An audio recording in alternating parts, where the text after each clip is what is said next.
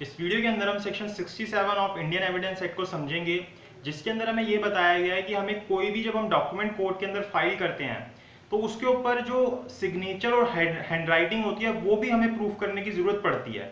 सिर्फ डॉक्यूमेंट को फाइल कर देना ही एनफ नहीं होता, मतलब सिर्फ आपने डॉक्यूमेंट फाइल कर दिया और उसको कोर्ट एज एविडेंस एक्सेप्ट कर लेगा, इससे वो चीज नहीं चलेगी। उसके ऊपर जो साइन हो रखे हैं और जो उसके ऊपर हैंडराइटिंग है, जिस भी व्यक्ति की आप बोल रहे हो कि इसकी हैंडराइटिंग है या इस व्यक्ति के सिग्नेचर है, तो आपको ये प्रूफ भी करना पड़ेगा कि ये उसी व्यक्ति के सिग्नेचर हैं या उसी व्यक्ति की हैंडराइटिंग है। तो इसको प्रूफ करने के बहुत सारे तरीके दिए गए हैं। उससे पहले हम इस सेक्शन को समझते हैं और एग्जाम्पल को समझते हैं, जिससे हमें ये सेक्शन और अच्छे से समझ आ जाएगा।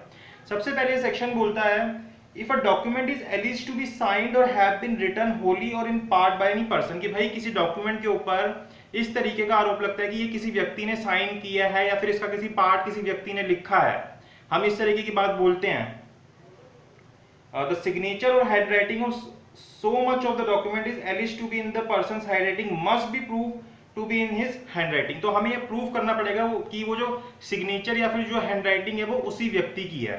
अब जैसे हम इसके अंदर एक एग्जांपल ले सकते हैं, मान लीजिए ए ने बी के ऊपर सूट करा, ए ने बी के ऊपर सूट करा कि भाई इसने मेरे 100 रुपए देने हैं, क्यों? क्योंकि मैंने इसको एक प्रोनोट दिया था। अब यहाँ पे ए जो है कोर्ट के अंदर जब सूट करते हैं तो वहां पे वो प्रोनोट की कॉपी लगा देता है। अब सिर्फ ये प्रोनोट की कॉपी लगा देने से ये प्रूव नहीं हो जाएगा कि ये प्रोनोट बी ने ही बनाया था और बी ने उसके पैसे देने हैं। उससे पहले ए को ये प्रूफ करना पड़ेगा कि ये प्रोनोट बी के द्वारा बनाया गया था, इसके ऊपर उसी की हैंडराइटिंग है और उसी के सिग्नेचर है। अब ये प्रूफ करने के लिए बहुत सारे तरीके हैं। जैसे हम इस तरीके से प्रूफ कर सकते हैं कि भाई जिस पर्सन की प्रेजेंस के अंदर वो साइन हुआ उस पर्सन को ले आइए कि भाई उसके सामने साइन हुए थे, या फिर ऐसे व्यक्ति को ले आइए जिसके सामने तो साइन नहीं हुए थे लेकिन वो उसकी हैंडराइटिंग से वेल एक्वेंटेड है, मतलब उसको पता है कि ये इसी व्यक्ति की राइटिंग है या इसी व्यक्ति के साइन है। या फिर आप हैंडराइटिंग एक्सपर्ट से करवा सकते हैं कि भाई उस व्यक्ति की हैंडराइटिंग लिखवा के और हैंडराइटिंग एक्सपर्ट बता सकते हैं। तो इस तरीके के बहुत सारे तरीके हैं जिससे आप बता सकते हैं कि ये साइन या फिर ये हैंडराइटिंग उसी व्यक्ति की है।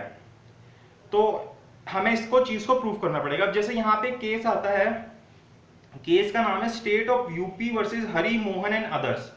केस का नाम है state of UP versus Hari Mohan and others, AIA 2001 supreme court. तो इस केस के अंदर क्या हुआ था कि एक लेटर लिखा गया था डिजीज के द्वारा, मतलब जो व्यक्ति मर गया था, जो वुमेन मर गई थी, उसके द्वारा एक लेटर लिखा गया था अपने फादर को। उसके अंदर ये लिखा हुआ था कि उसको इमीडिएटली अपने घर वापस लेके जाना चाहिए, वो जो वुमेन है उसको इमीडिएटली अपने घर वापस ले जाया जाए। क्यों? क्योंकि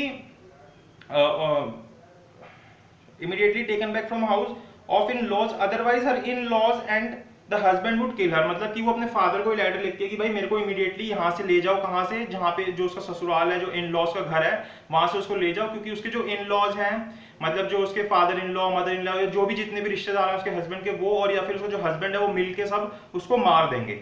अब बाद में क्या होता है, उसकी जो लेडी होती है उसकी डेथ हो जाती है। तो यहाँ पे जब उसके जो फादर होते हैं, जब कोर्ट के अंदर उस लेटर को लगाते हैं कि भाई जो ये मेरी जो डॉटर थी उसने लेटर लिखा था कि भाई इस तरीके की चीज मेरे साथ हो सकती है और इस तरीके की चीज हो गई, इसका मतलब इन्होंने ही इसको मारा है। तो यहाँ पे जो लेटर होता है, इस लेटर को प्रूफ करना पड़ेगा कि जो इसके अंदर हैंडराइटिंग है वो उस लड़की की ही है। तो यहाँ पे वो क्या करते हैं कि जो उसका ब्रदर होता है, उस लड़की का जो ब्रदर होता है, वो आके टेस्टिमनी देता है, मतलब एविडेंस देता है कि हाँ ये जो राइटिंग है मैं इस राइटिंग को जानता हूँ और ये राइटिंग मेरी सिस्टर के द्वारा ही लिखी गई है, लेटर उसी के द्वारा है। तो ये बात यहाँ पे होती है।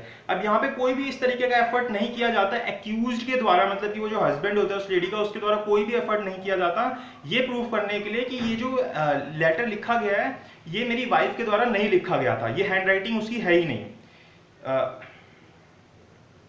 No effort was made by the accused to get it compared with admitted handwriting of accused. Mere fact that prosecution witness did not to say that prosecution supported the evidence which accused could have utilized to produce for comparing the handwriting of disease। अब यहाँ पे अगर accused इस तरीके की चीज लेके आए कि भाई मेरे को इन्होंने जो अपने एविडेंस लगाया था उसके अंदर साथ में और कोई ऐसा लेटर नहीं लगाया या फिर ऐसी कोई चीज नहीं लगाई जिससे कि मैं ये प्रूव कर सकूं कि ये जो राइटिंग थी उस लेटर के ऊपर ये मेरी वाइफ की ही थी, तो इस तरीके का डिफेंस नहीं लिया जा सकता उसके द्वारा।